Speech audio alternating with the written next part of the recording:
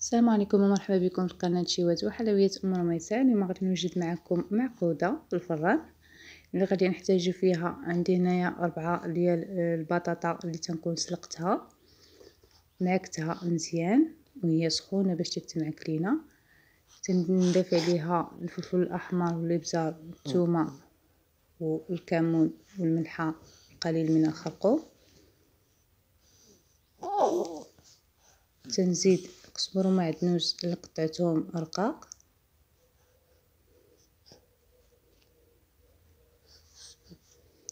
وتنضيف كتنسيم الزعتر تبقى اختياري. انا هنا ضفت تقريبا واحد ملعقه صغيره ديال الزعتر. هنايا راني ضفت القليل من الزيت وغادي نبدا نخلط في المعقوده ديالي مزيان حتى كتنسجم داك الشرموله اللي درت عليها، كتنسجم مع بعضها.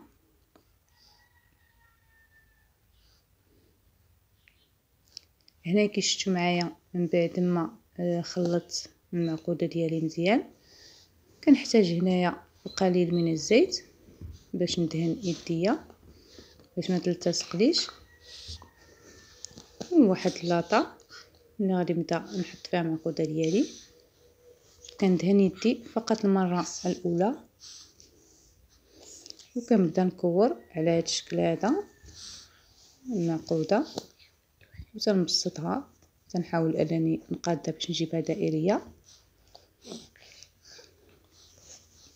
على هذا الشكل هذه اللي كتشوفوا معايا. صافي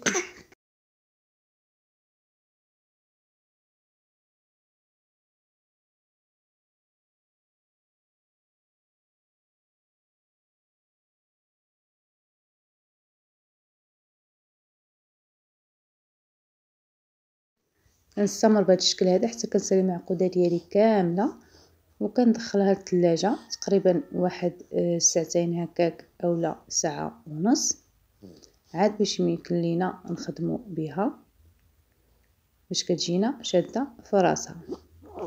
هنايا انا ساليت المعقوده ديالي غادي ندخلها للثلاجه كيف قلت لكم تقريبا ساعه ولا ساعه ونص حتى كتشد في راسها مزيان. هنايا بعد ما خرجت المعقوده ديالي من الثلاجه كتكون شاده راسها كناخذ البيضه كنخفقها مزيان مع قليل من الفلفله الحمراء والخل ونص حتى كتشد في راسها مزيان. هنايا بعد ما خرجت المعقوده ديالي من الثلاجه كتكون شاده راسها كناخذ البيضه كنخفقها مزيان مع قليل من الفلفله الحمراء والخل شويه الابزار. وعندي هنايا السميد الناعم اللي هو الفينو. كنبدا ندير المعقوده ديالي في البيض كنلبسها مزيان بالبيض وكنبدا نحيد داك البيض الزائد وتنفندها في الفينو. كنلبسها مزيان ديك الفينو بهذه الطريقه هذه. هي في الفران كتجي احسن من الزيت، نقلوها في الزيت كتجي كذلك صحيه بهذه الطريقه هذه كيف كتشوفوا معايا. كنستمر بحال هكا حتى كنسالي ديك المعقوده ديالي كامله. شفتوا معايا كنديرها في البيض كنلبسها مزيان البيض كنحيدو داك البيض الزائد وتنوضعها في الفينو كنلبسها مزيان كذلك الفينو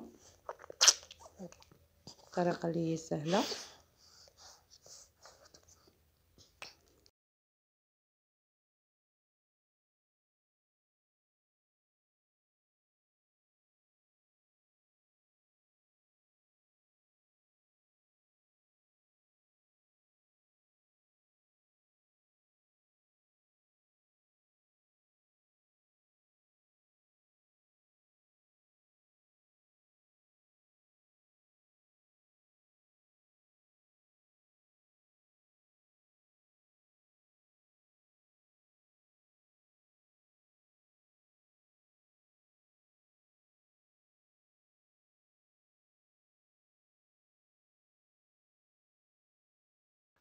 صافي هنا كنستمر حتى كنسالي المعقوده ديالي كامله. من بعد كنجيب المقلاة ديال اللي كنديروا فيها الحرشه، كندهنوها بالقليل من الزيت المائده، وتنوضع فيها ديك الكرات ديال المعقوده. في هذا الاثناء كيكون عندنا الفران شعلناه من قبل باش كيكون سخون، تندخلوها والفران يكون سخون. صافي تنخليوه على درجه حراره متوسطه حتى كطيب لينا من تحت ومن الفوق، ومن بعد تنخرجوها. هنا كيف كتشوفوا معايا ديال المعقوده ديالي في الصحه والراحه، وكنتمنى انها تنال الاعجاب ديالكم.